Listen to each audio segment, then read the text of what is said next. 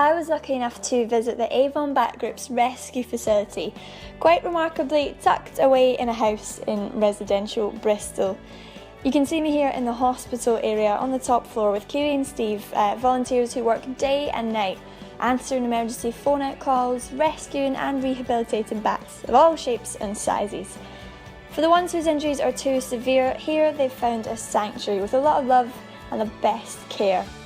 First up, I was to meet Bridge, a tiny common pipistrelle bat with a possible head injury and some unique problems all of his own. Bridge can't actually fly very well, so if I did end up letting him go, he can't go very far. You can see how fast he can. He's so quick. And you can see, how small a hole he can wiggle through as well. So he thinks he's still a baby. Yeah. Why is that? Well, we don't know. He was somebody had found him on the ground when he was a baby. It had been about about the time that he'd first tried jumping out of the roost. So we don't know if he had an injury on his head, or if he was born, maybe he was born sort of mentally disabled. Oh no. So is he capable of feeding himself?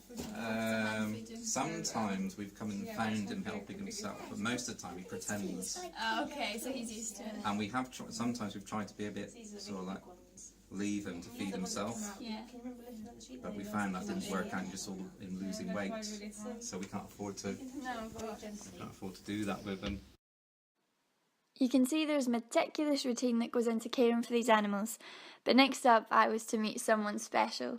Harold, the brown, long-eared bat who was missing part of his wing. So when they're really excited or worried about something, oh, here he goes. Now he's listening to me talking. His ears go up, so you can get an idea what sort of mood he's in. So if he's chilled out and relaxed, his ears are all the way down. Oh, well, okay. And if he's wondering what's going on, then the ears start sticking up. And they can go up and down really, really quickly. Yeah. So how long has he been here? So we've had Harold now for a couple of years. And so he comes out and does the talks as well. Yeah. Ooh. Oh, there. There you go. Look at them go. So you can see the massive inner ears as well. So they're called tragus. So most of the bats are tiny. The horseshoe bats don't have them at all. But they're part of the echolocation system. So they can move, they can twitch and move around inside the ear as well.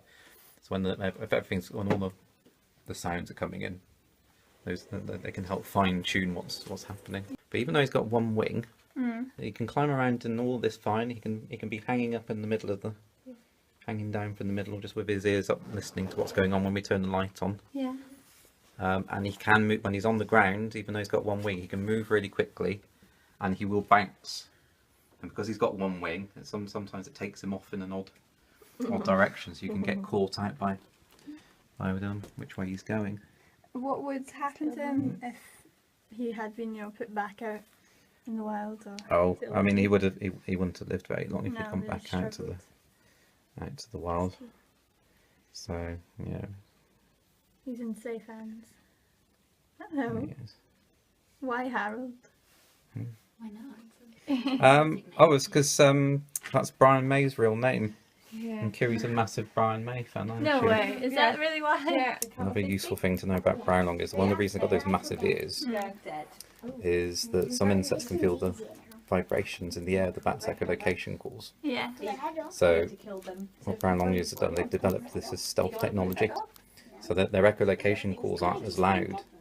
So they don't travel as, you have to be much nearer to a brown long-eared bat than most of the other bats to actually be able to pick them up on the bat detector. Okay. So it means the same thing for the insects, they don't feel the calls.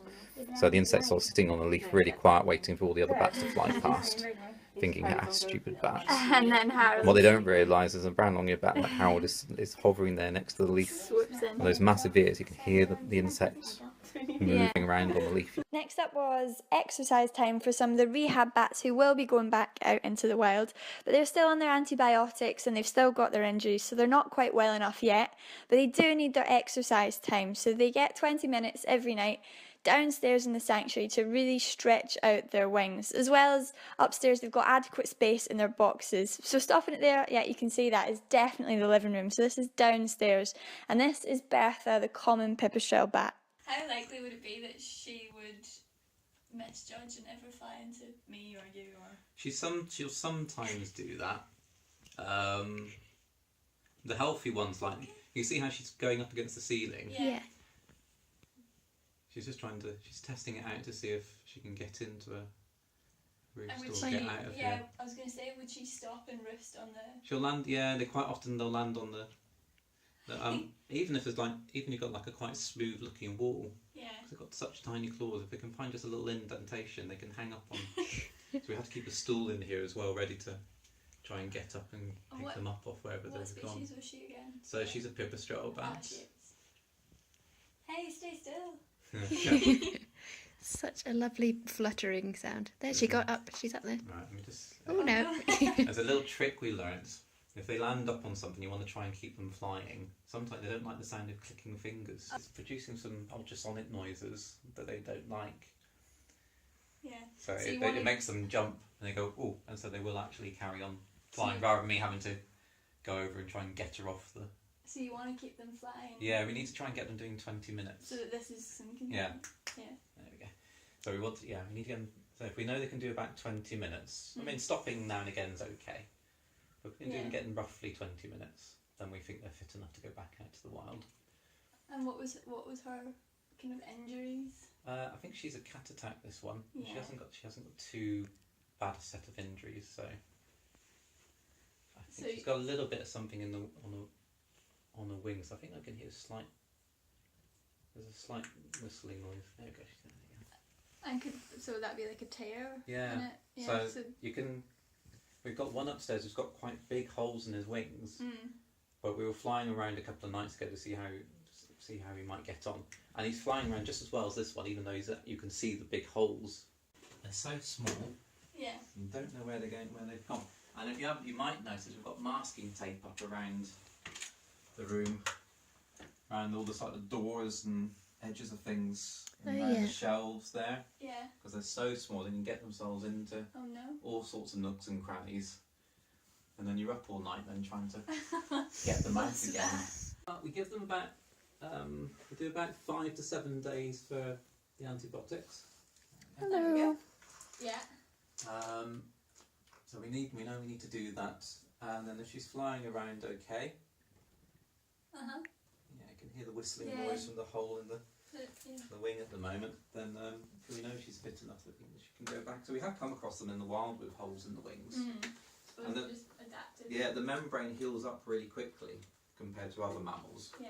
It's just, they've had to evolve to be able to do that. So what you do is when we've had ones like we've had one called Shreddy. Yeah. A couple of years ago, and he'd had pretty much all of the membrane ripped out by a cat from between the fingers, and that was the worst one we'd seen. And we thought, oh no, we're gonna have to euthanize this one. But Heidi took a look at him and said, no, as long as they've got as long as they've got membrane still attached to the fingers, it will all fill in again. How many do you think you? We did I don't know. We had 135 last year. 135. Yeah. Wow. So it was 60 the previous year. So yeah, 135 last year. It got so busy. We had a couple of, the 2 or 3 years we've been doing it, we've had 10 babies, 10 baby bats each of those years. Bless me, potentially allergic to bats, but you just heard from them that they're really swamped at the minute. They're working really, really hard, and it is coming into the season, especially for injured baby bats. So you can get on the website, you can call the National Bat Helpline, so that if it does happen to you, you will know just what to do.